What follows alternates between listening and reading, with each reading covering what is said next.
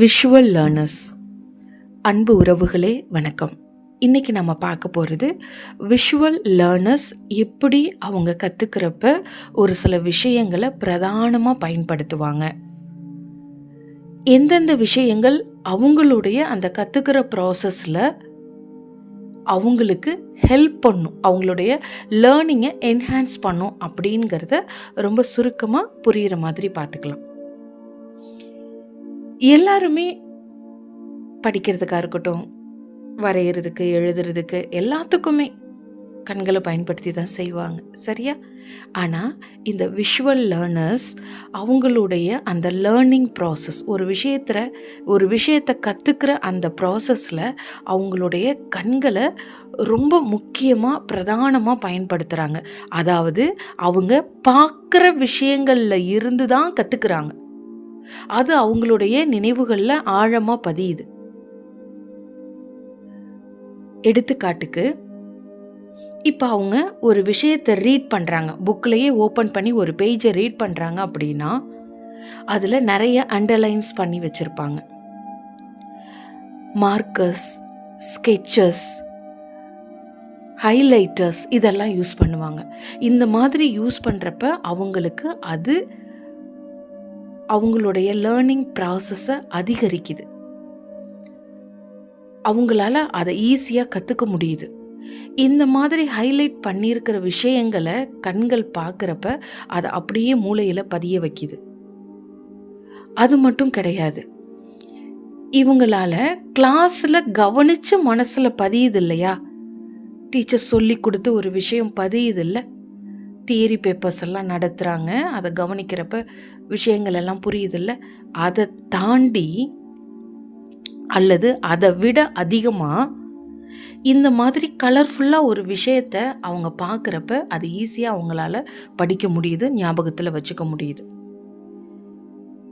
இவங்களுக்கு நிறைய தியரியாக சொல்கிறத விட ஒரு வீடியோவாக, ஒரு ஷார்ட் ஃபில்மாக, ஒரு படம் மாதிரி அதை காட்டுறப்ப அவங்களுக்கு அவ்வளோ ஈஸியாக மனசில் பதிஞ்சிரும்.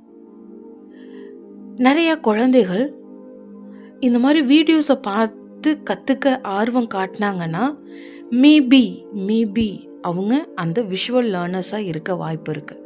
இந்த மாதிரி நேரத்தில் பெற்றோர்கள் அவங்க அந்த பாடம் சம்மந்தப்பட்டதை மட்டும்தான் பார்க்குறாங்களாங்கிறத நீங்கள் உறுதிப்படுத்திக்கணும். பட் விஷுவல் லேர்னர்ஸ்க்கு இந்த மாதிரியான இயல்புகள் இருக்குது. ஸோ வீடியோஸ், ஃபில்ம்ஸு, அதுக்கப்புறம் நிறைய அந்த கிராஃப் மாதிரியான அந்த கிராஃபிக்ஸ், அந்த கிராஃப் மாதிரியான இமேஜஸ்ஸு, சார்ட்ஸ் போட்டிருக்கோம், பை டயக்ராம் அந்த மாதிரி சார்ட்ஸ்லாம் போட்டிருப்பாங்கள்ல, அந்த மாதிரி. அதுக்கப்புறம் டேபிள்ஸ் அட்டவணைப்படுத்தி இருப்பாங்கள்ல, அந்த மாதிரி டேபிள்ஸு, அப்புறம் பிக்சர்ஸு, அப்புறம் ஃபோட்டோகிராஃப்ஸு, கிளிப் ஆர்ட்டு, இந்த மாதிரி விஷயங்கள். அதுக்கப்புறம் பார்த்திங்க அப்படின்னாக்கா ஸ்டிக்கி நோட்ஸு, ஃப்ளாஷ் கார்ட்ஸு.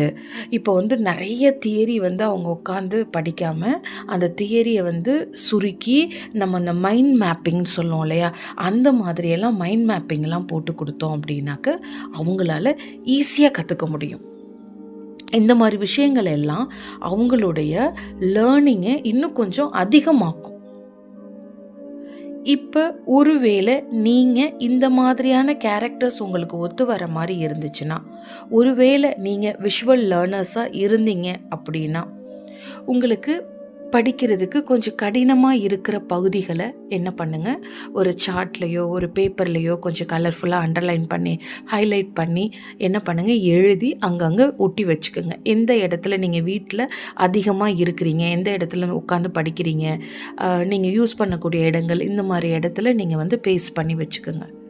அதுக்காக நம்ம கதவுல ஒட்டி வைக்கிறோம், பீரோவில் ஒட்டி வைக்கிறோம்னு அங்கேயே போய் நிற்க போகிறோன்னு இல்லை. நீங்கள் அந்த பாதைகளை கடந்து போகிறப்ப நீங்கள் எழுதி ஒட்டி வச்சுருக்கிற இடத்துல உட்காந்து படிக்கிறப்ப அதை பார்க்குறப்ப நீங்கள் மெனக்கடாமலே, அதுக்குன்னு எந்த எஃபர்ட்டையும் எடுக்காமலே நீங்கள் கண்ணில் பார்க்குறீங்கல்ல, அதை பார்க்குறப்ப உங்களுடைய மூளையில் அது பதியும்.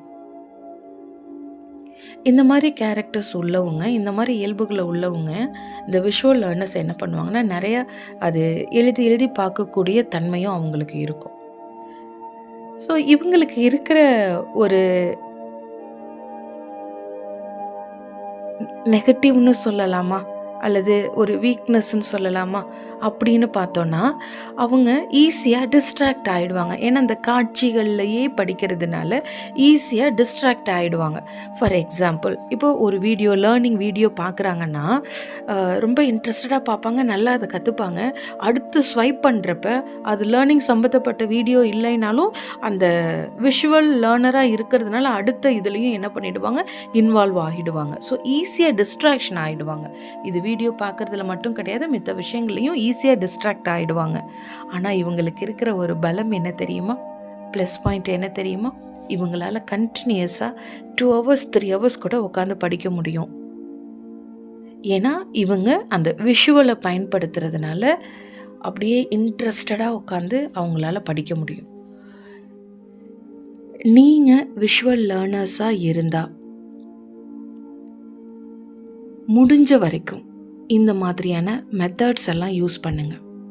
நிறைய தியரி இருக்குது, 2 பக்கம் 3 பக்கத்துக்கு ஒரு கொஷினை நம்ம தியரியாக படிக்கணும்னா அதை படிச்சுட்டு அதனுடைய கருத்துக்களை எடுத்து ஒரு மைண்ட் மேப்பிங்காக போட்டு அதை நீங்கள் அடிக்கடி ரிவைஸ் பண்ணிகிட்டே வரப்போ உங்களால் அந்த கொஷின்ஸ் எல்லாத்தையும் நல்லா ஞாபகம் வச்சுக்க முடியும். இதை முடிஞ்ச வரைக்கும் ப்ராக்டிஸ் பண்ணி பாருங்கள். சில சமயம் நீங்கள் இப்போ பாத்ரூமில் குளிச்சுட்டு தலை துவட்டுறீங்க, பாத்ரூமில் இருந்து தலை துவட்டுறீங்கனாக்க அந்த கதவில் கூட நீங்கள் ஏதாவது ஒரு சில விஷயங்களை எழுதி ஒட்டி வைக்கலாம், ஃபார்முலாஸ் அந்த மாதிரி விஷயங்களை. இப்போ நீங்கள் உட்காந்து சாப்பிட்ற இடத்துல ஏதாவது உங்களோட பார்வைப்படுற இடத்துல இந்த ஃபார்முலாஸு, டேபிள்ஸு, இந்த மாதிரி மைண்ட் மேப்பிங்கு, ஒரு சில க்ளூஸ் இந்த மாதிரியெல்லாம் எழுதி நீங்கள் பேஸ்ட் பண்ணி வச்சுருக்கிறீங்க அப்படின்னா அதை பார்க்குறப்ப அது வழியாக நடந்து போகிறப்ப, அதாவது வீட்டுக்குள்ளார எந்த இடத்துல நீங்கள் அதிகமாக யூஸ் பண்ணுறீங்களோ அங்கங்கே நீங்கள் ஒட்டியிருந்தீங்கன்னாக்க அதை பார்க்குறப்ப நீங்கள் ரொம்ப மெனக்கடாமல் ஈஸியாக அதை எல்லாத்தையும் நீங்கள் ஞாபகத்தில் வச்சுக்க முடியும். இன்றைக்கி நம்ம பார்த்த இந்த குட்டி குட்டி டிப்ஸ் எல்லாமே உங்களுக்கு யூஸ்ஃபுல்லாக இருக்கும்னு நம்பிக்கையோடு இருக்கிற. நாளைக்கு அடுத்த லேர்னரோட இயல்புகளை பார்க்கலாம். நேற்று மட்டும் கிடையாது, இன்றைக்கும் நீங்கள் என்னுடைய பிரார்த்தனையில் இருக்கிறீங்க. நன்றி. வாழ்க வளமுடன்.